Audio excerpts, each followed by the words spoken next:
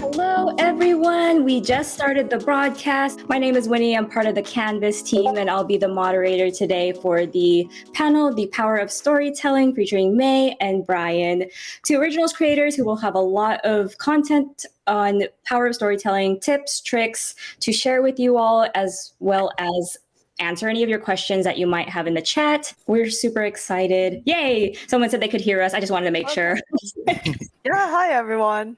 Hello. Cool. I think since everyone can hear us, we can go ahead and start since we only have 30 minutes. So, May, if you'd like to go ahead and introduce yourself first, please do so. Yeah, sure. Hi, I'm May Rothschild. I make Brimstone and Roses. I've been working on the series for 2 years now. It's kind of weird to think of, but yeah. And I'm Bryan Golden, and I illustrated and completed Strawberry Seafoam, and I think I worked on that for around 3 years. Nice, amazing. So thank you both again for being a part of our first ever virtual creator summit. We're super excited that we're able to have this panel that is really important to anyone really who has a series, like whether it be Canvas or original. So earlier this week, we actually took a lot of questions from social media, so we'll be starting out with those. And then towards the end of this panel, we'll be taking questions that are in the chat, so please feel free to add them there. So first off, we want to ask the question of, how do you think we can use stories to better understand ourselves and others? Do you want to go first, Bryan, or I'm fine with whichever? You can go ahead. Okay, so in terms of understanding, it's really it just depends on the kind of story that you're trying to write. But for me personally, and I'm just going to relate this to what I know, I actually wrote Brimstone and Roses whenever I was 20 and I was about to graduate college. And to people who have read Brimstone and Roses, y'all know that it starts off with B essentially being a train wreck who had just graduated. So a lot of her anxieties about, failing in life essentially and not making it and living up to her family's expectations, a lot of those were based on what my fears were. And they kind of helped me to process and sort of work through and console myself that, even if things don't work, it'll still be okay eventually. You just got to, get through it. I think with a lot of stories, people write things that they can that are part of their own stories, and then in a way that helps process not only their own emotions, but also walks readers through theirs as well. Yes, I started Strawberry Seafoam out of my love of magical girl books and cartoons, and it really became cathartic. Kind of being isolated where I live, it was kind of a way to live through other people and kind of live through this little friendship of these students trying to make their goals. Yeah, most definitely. The next question that we were able to get, which also relates to obviously stories as well, is how do you think storytelling can impact society as a whole? Oh man, there is always the argument that you always see it both ways, it's just fiction, it doesn't matter, but also just through, I guess propaganda is also a good example of that, but stories do impact reality, whether or not people realize that or not. That Garfield meme, you are not immune to propaganda.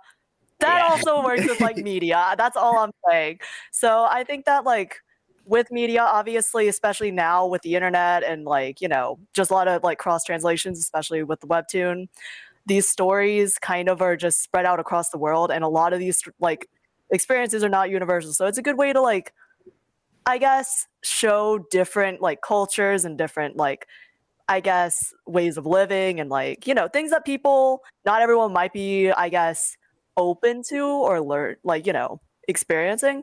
It's very useful, to be able to tell these stories from my, at least my American point of view. I am also a woman of color, and I have a very weird backstory in that I am adopted and grew up in an extremely white town.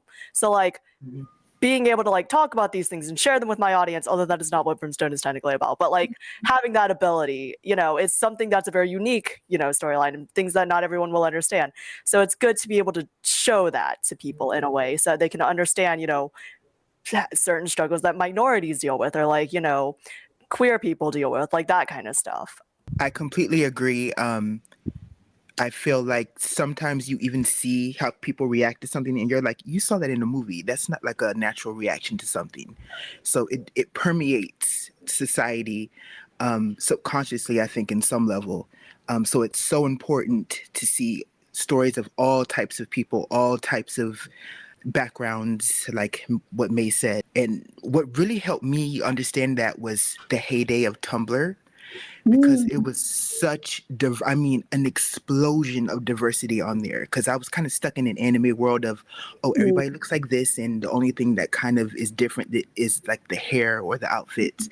But on Tumblr, I mean, you have like fairies in hijabs and elderly mermaids and, dragons with prosthetic tails. And it just blew my mind. So that was kind of my opening point to, wow, like what you create really can say something and inspire someone who does not look like you or act like you, but, you always have something in common.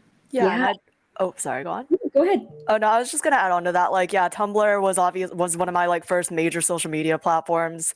I remember going on there, and again, I'm from a very white community. I was the only Asian person in my entire like town, so I had a lot of like internalized self-hatred about being Asian. But going onto Tumblr and seeing all this like all these fan artists making these different like characters that had such great representation, different skin tones, like visible monolids, like rounder like flatter nose bridges, like that kind of stuff. It was really helpful to my self-image, something that I didn't really care to like think about at the time, just because like my only reference was Mulan, which is sad, but that's what it was.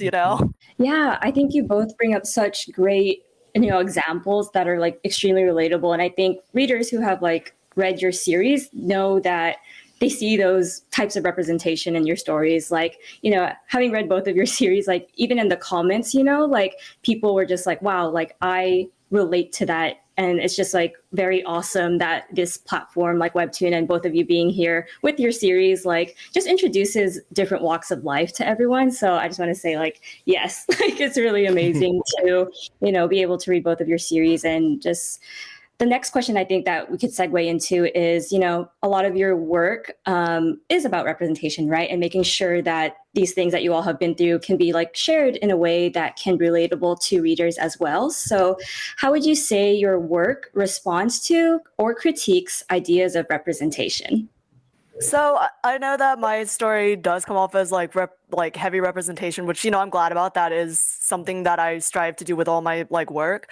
But that being said, I did not go into this story thinking to myself, it's the SJW like agenda. It is time to just like break it. Like that was not my first thought. My first thought was just I want to write an entertaining story and something that I can relate to. And then after I wrote out my entire summary, that is whenever I started to create my characters. And then I just did designs that I personally liked, and then I started adding in, additional details, because characters feel more realistic and grounded the more details you can provide about them. So I made B Mexican American. I made her second gen. I like chose her age. I chose like she's from Ohio, where she moved, like all this different stuff. And then I was just like, I'm gonna make her bisexual because I'm bisexual. And then I was just like going through the rest of my characters, and I'm like, quite frankly, a lot of queer people have friends who are also queer, and also like people of color have friends who are people of color, because it's people who have similar experiences. So obviously we flock together because we understand each other and that kind of stuff.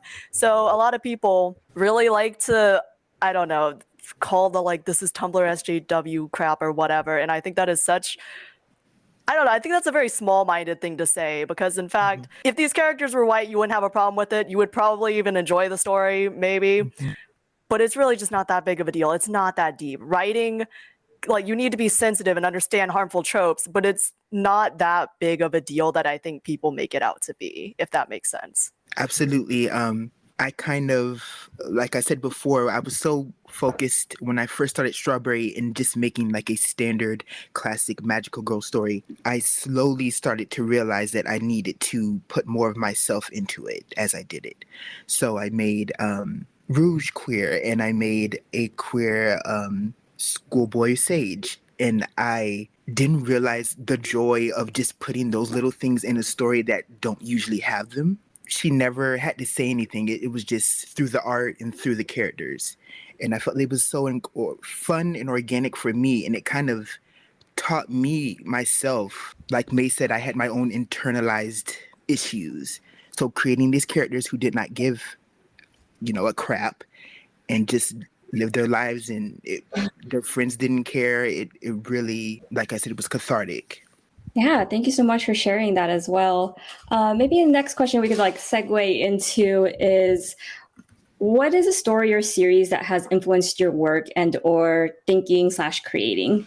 Okay, so BoJack is not obscure, but I love BoJack Horseman. It is so great. I love really dark interpretations of like mental health explorations and like understanding that being neurodivergent and having anxiety and depression, it's not cute or quirky because it's not. It can be extremely destructive. So I really like stories that aren't afraid to go in deeper, and I understand why a lot of media doesn't, because it is heavy stuff. It's very difficult. But I'd also like BoJack Horseman. Sorry, I rambled too much. I love BoJack. But BoJack, Same. and then Crazy Ex-Girlfriend, because I love musicals a lot. And it also just handles like mental health and especially bipolar disorder. It handles them all very well.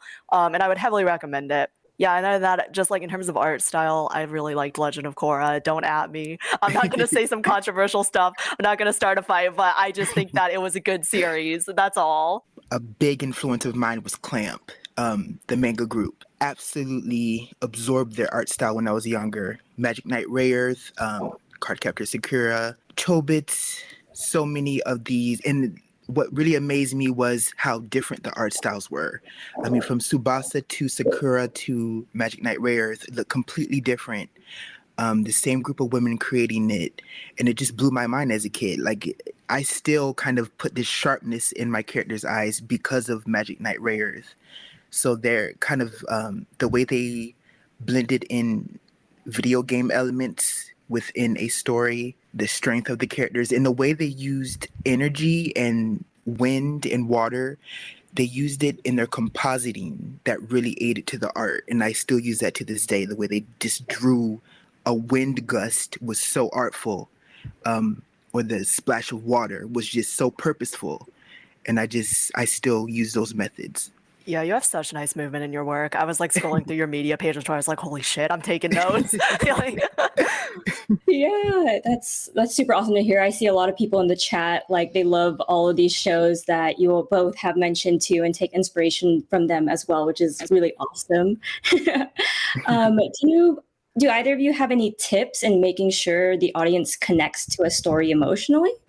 For me, I mean, everyone is okay. In our current society, everyone is expected to go to college, blah, blah, blah. But it is an extremely common fear of like, what happens if I fail? What happens if I don't get my like dream job? What happens if I can't find a job? What happens if I have to move home? And especially with like COVID, that is a huge, huge fear, and it's one that I had. So I don't know. For me and my story, I just wrote about something that I knew was also happening with my peers. But for my future projects, one of the main things that I like to discuss is mental health. And that is unfortunately something that affects a lot of people, depression and anxiety. In that sense, understanding how it can be relatable, but also not using it to infantilize a character to be coddled by other characters, which is something that I see happens a lot, I think is important. But yeah, just like in terms of relatability, honestly, I would say to write what you know, because if you're writing something you don't know, people will be able to tell, and that's not necessarily a bad thing, but like if you're going to write something you don't know, you need to talk to someone who does know what you're talking about. Thus, like sensitivity readers and stuff. But usually just sticking to what you know, it creates a more personal feeling to the story and draws people in. Absolutely agree. And I got, for my new editor, Aria, I got amazing advice to look through, when you're making your story, look at it through the character's point of view instead of the plot. So my fault was I was always almost like a God view of this character does this because this connects to this. But if you look at it through this character doesn't like this person, so they did this because this person did this to them. If you navigate that way, it's way more organic. And if you set up guidelines for your character's personality, they'll react to those events differently because they're different people. So that was amazing advice I got, was just look at it through characters' paths instead of the plot. Nice. Yeah. During the time that we were getting a lot of these questions for social media, a lot of people did actually ask, like, I believe representation is important, but if I don't directly relate with like an identity or something, like, should I write about it or should I not? So I really love that you touched upon that, May, because a lot of Canvas creators did have that question. And I think it also brings up another great question. when we're talking about all these things, like, you know, there are times where we hear all these buzzwords and it's just kind of like, is it a buzzword? But it's like an experience, and these things are very real. So for you, either of you, any advice on how you would avoid performative diversity? Okay, so performative diversity is a very loaded question. It is definitely a trigger word, I'd argue. That being said, I think the best way to avoid performative diversity is to educate yourself, which I know is like, no duh moment. But for real, becoming aware, first of all, of the many harmful tropes that exist for people of color and queer people. Like, I get a little bit tired whenever I see stories that pop up and the main is like a fragile white woman, and then their love interest is usually like a tall, intimidating, darker skinned person. That is a really, it's a questionable trope to play into, especially in these days. A lot of issues that people have is tokenization, which is also in performative diversity. Also, Bryan, please feel free to interrupt me at any point. I'm sorry I ramble, but yeah, no. And part of that, avoiding like performative storytelling and also tokenization, is to, one, not just have one character that is brown or one character that's gay. You can so easily avoid tokenization by just including more. It's not that hard. That being said, performative diversity, again, just educate yourself, expand your friend circle, talk to your followers, talk to your friends. Like, someone I saw in the chat had asked, how do you get sensitivity readers? I'm very lucky in that I have a lot of friends who are Latino, and so they have helped me a lot with like me. And also I ask my my Discord as well as just my followers about, you know, hey, my character is Mexican. What are some like baked goods that are very common in, you know, Mexican American circles, like that kind of stuff. Like, hi, I don't know how to speak Spanish. Can you please tell me how, you know, what this would translate to? That kind of stuff. Like, just talk to people. Like, I don't know. I'm sorry, I'm getting heated. But yeah, if you want to find a sensitivity reader, just Googling them. There are usually pages of them. Then also just like going onto Twitter and be like, hi, I'm looking for a sensitivity reader for this. Please send me your rates. That kind of stuff. It's very simple. It's very simple.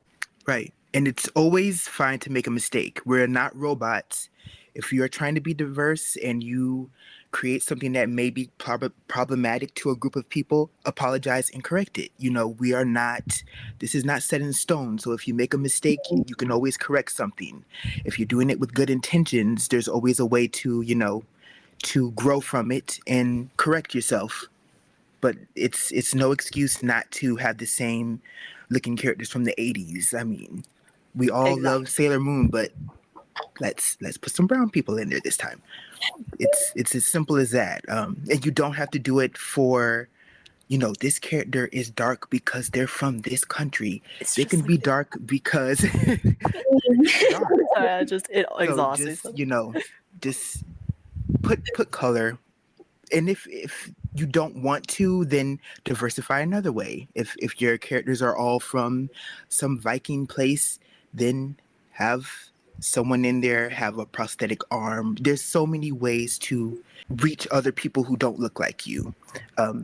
And you may want to educate yourself about people who use prosthetic arms, and maybe in that region, and maybe they use the weapons different ways. So it could lead to different research, but this is what happens when we don't have stories like this. We have to research, we have to take that extra step because we have not the power of storytelling. We haven't have a lot of prosthetic arm stories or too many queer stories. So it's critical now to do the extra step to make sure that people are represented. Yeah, I'd say that like also a common misconception with, you know, diversity is that a lot of people hear diversity and they just immediately think queer diversity or like, you know, LGBTQIA diversity. Right. In fact, though, disabilities are so heavily underrepresented. I do not have any disabilities in my comic, actually, or at least not physical disabilities. Like, that is something that I want to work on. Disabilities, people of color, obviously, as we talked about, just not represented enough. They are usually left out of discussions. It's very unfortunate. And, you know, body diversity is, of course, also. And then, like, I guess it would fit under like queer diversity, but like gender diversity. Just there's so many different ways. And so again, obviously, you're probably not going to be able to fit into all these groups, which is why you need to reach out and talk to people who do. Yes.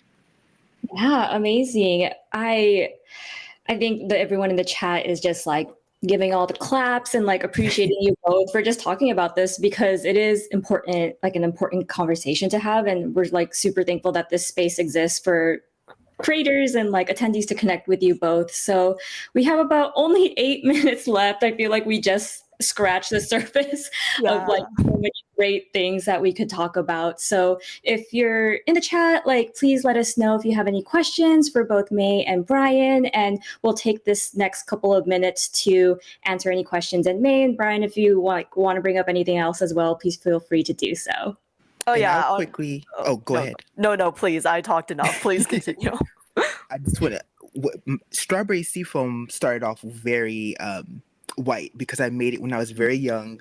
The initial idea for it, and I think it was the Tumblr days that kind of just snapped my mind to, you're Black and queer. What are you doing? Bijou was born, and she's like my favorite character from the series. She's just this happy, goofy Black girl mermaid, and she's not Black. She's not Black because of she's from a certain region. She's from the same place as everybody else, and she just looks different, and that's it. And I love the way my readers reacted to her and Sage. His queerness was never, a plot device. He was just that, and that was the end of it. It really had no bearing on the story. It was just him. The same way Fraze is coded as straight in the story.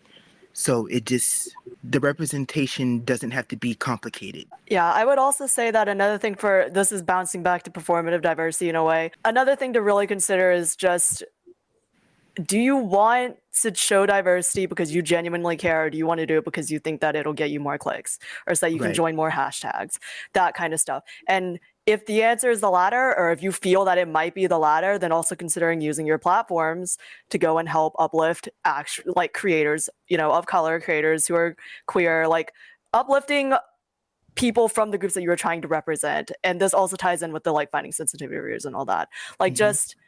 I will say for my comic, I am not a trans woman, I'm cis. My main character's sister is a trans woman.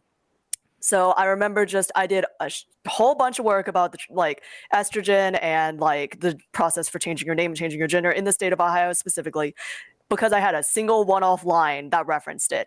And I have all this extra information, not because I need it, but just because I would rather be aware rather than unaware. And it didn't even take that long. It took me an hour out of my day to research, and then just asking on social media, just putting in the research. You would rather have more than less. That's all I'm saying. Yeah, for real. We do have one question from Winston for Bryan. How does it feel to have Strawberry Seafoam completed? Do you have any other ideas within the same universe, or are you keen on moving on to a wholly different project? Whatever you're able to share. It was very sad to end it. I really love these characters, so I did shed a little tear because they really meant a lot to me, and they helped me through a lot of difficult stuff. I could kind of just dive into an underwater world and create a chapter, and that really helped me escape. I do have another series planned. It's not in the same universe, but I'm extremely excited about it. It's very different from Strawberry Seafoam, but it has some of the same themes. So hopefully I can share some more soon. Yeah, so awesome. Be on the lookout for that, everyone. Coming soon. Yeah, I'm excited. Yeah, me too. But only 4 minutes left, but we do have another great question regarding writing characters. How do you regulate or stop yourself from inserting too much of yourself into a character or a story? Okay, I think that you can insert yourself as much as you want. That's what I'm saying. That's all I'm saying. It's okay. I don't. Yeah. Again, part of it is just I'm gonna be honest. They're not gonna know it's a self-insert. Okay, this was more of an ironic thing, but B is a lot more myself than I honestly had realized. Not because I meant to write it in, but because life just happened that way, and that whenever my series launched, it starts off at her sister's wedding. I was at my brother's wedding whenever my series launched. Very awkward. My sister had just also broken up with a girl named Ava. B just broke up with a girl named Ava. It was very weird. That's all I'm saying. But yeah, just do what you feel comfortable. Again, if it's your first story, don't be afraid to make mistakes and to write from what you know. This is just a test run. That's what BNR was for me. It was a test run comic because I wasn't sure. I am very inexperienced with writing comics, so it's okay to like self-insert yourself. I feel like self-inserts and Mary Sue's are in the same category of just like, to be honest, people trashing on teenage girls just because they want to be jerks. Like, just don't worry about it. Write what you think is fun. It's your story, you know? Yes, no matter how critiques you get, if it's too girly, it's too stupid, whatever. They're always going to complain. Oh my God. Just focus on the people who matter. Exactly. So insert whatever you want, whatever part of yourself that you want to share, put it in there.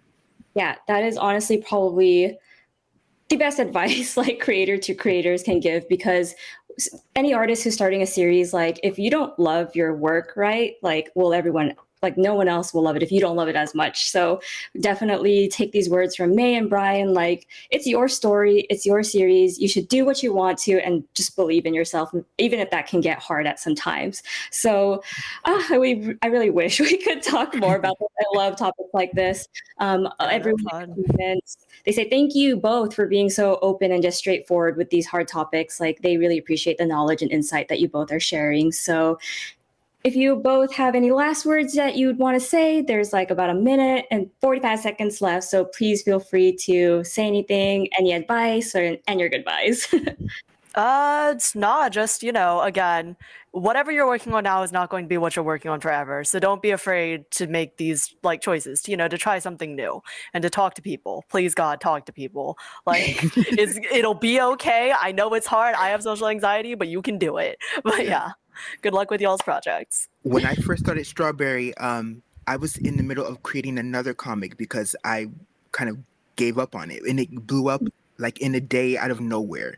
And a few weeks after that, I was contacted by Webtoon. So do not give up, no matter how long it takes. If you love your story and you really get fulfilled by it, just keep creating. Yes, thank you again so much, May and Bryan, just for joining us for this Creator Summit and for sharing just all that lovely information. I hope that anyone who is here attending, that you soak up all of this great information. And, a lot of these people, they're like, how can I be besties with y'all? So, oh, Lord. No, you don't want that. Unless you're like 6 a.m. Yeah, thanks so much, y'all, for joining. Thanks so much for having us. Like, yeah, I was very excited whenever Webtoon reached out to me for this. I was like, oh my gosh, I feel so special. Jeez. You both are special. Everyone here is great. And we're going to go ahead and stop this broadcast. So thank you again so much to everyone who has been here. Please enjoy the rest of the summit. Talk to each other in the lounges, and hopefully you all find a new friend during this time. So thank you again. Bye, everyone. Bye.